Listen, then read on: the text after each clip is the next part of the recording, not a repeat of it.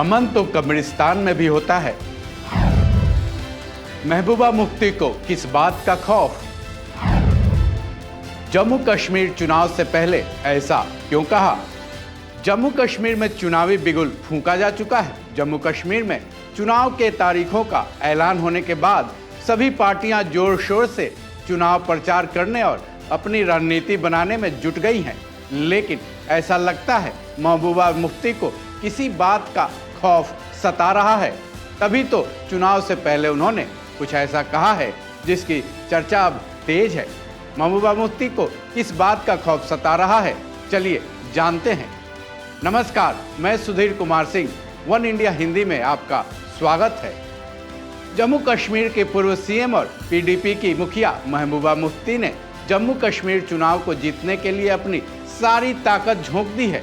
जम्मू कश्मीर विधानसभा चुनाव से पहले वो न केवल अपनी पार्टी में नए सदस्यों को जोड़ने में जुटी हैं, बल्कि पार्टी छोड़कर जा चुके नेताओं को वापस अपनी पार्टी में शामिल करने के लिए हर जुगत में जुटी हैं।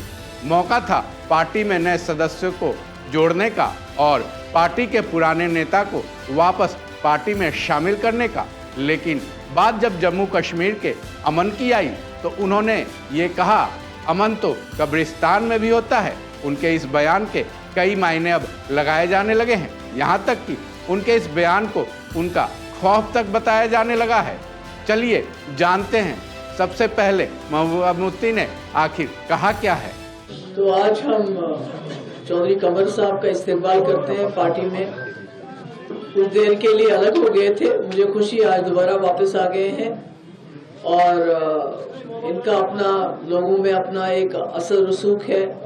इस वक्त हमारी जमात क्या पूरा जम्मू कश्मीर पिछले 5 साल से बहुत मुश्किल दौर से गुजर रहा है। हालात ऐसे हैं कि बात करके भी बात नहीं की जाती है। डर है, खौफ है, कोई दिखाता नहीं पर अंदर से सबको डर है, मुश्किलात हैं। तो ऐसे में जितने लोग हमारे साथ जुड़ते हैं, हमारी पार्टी को मजबूत बनाते हैं, तो उससे जम्मू कश्मीर के लोगों की आवाज़ मजबूत बन जाती है कि यहाँ बात करने की ज़रूरत है। मुश्किलात है। मुफ्ती साहब ने अपने बहुत कम कलील वक्त में जम्मू कश्मीर में एक नया दौर तरक्की का शुरू किया था, अमन का दौर। अमन तो कब्रिस्तान में भी होता है, मगर इज्जत से अमन, जिसमें लोग जिए, बात करें, सर उठा के चलें। तो हम उसी अमन को चाहते हैं और मुझे खुशी है कि आज कमर साहब हमारे साथ दोबारा जुड़ गए हैं और मुझे उम्मीद है कि ये पीडीपी की जो हमारा एजेंडा है, पीडीपी की जो हमारी ख्वाहिश है कि जम्मू कश्मीर के लोगों को इस मुसीबत से, इस दलदल से निकालना है, उसमें पूरी मदद करेंगे। और इंशाल्लाह मेरी तरफ से इनको पूरी जो है नेक ख्वाहिशात हैं कि आगे चले और जमात को भी कामयाब करें और खुद भी कामयाब हो जाए। बहुत बहुत शुक्रिया। जाहिर है जम्मू कश्मीर में एक बार फिर से महबूबा मुफ्ती अपनी ही सरकार को बनाना चाहेंगी, लेकिन उनको इस बात का डर है चुनाव से पहले उनको पार्टी की तरफ से किसी तरह का झटका न लगे, क्योंकि जम्मू कश्मीर के चुनाव में उनको अपनी पार्टी को एकजुट रखने की जरूरत है। मुफ्ती का डर शायद इसलिए सामने आया क्योंकि उनके करीबी और जब वो सीएम थी तब के मीडिया सलाहकार और उनकी पार्टी के मुख्य प्रवक्ता सुहेल बुखारी ने मंगलवार को ही पार्टी को अलविदा कह दिया है, जिसके बाद ये माना जा रहा है कि सुहेल बुखारी का पार्टी को छोड़ना महबूबा मुफ्ती के लिए चुनाव में बेहद नुकसानदायक साबित हो सकता है।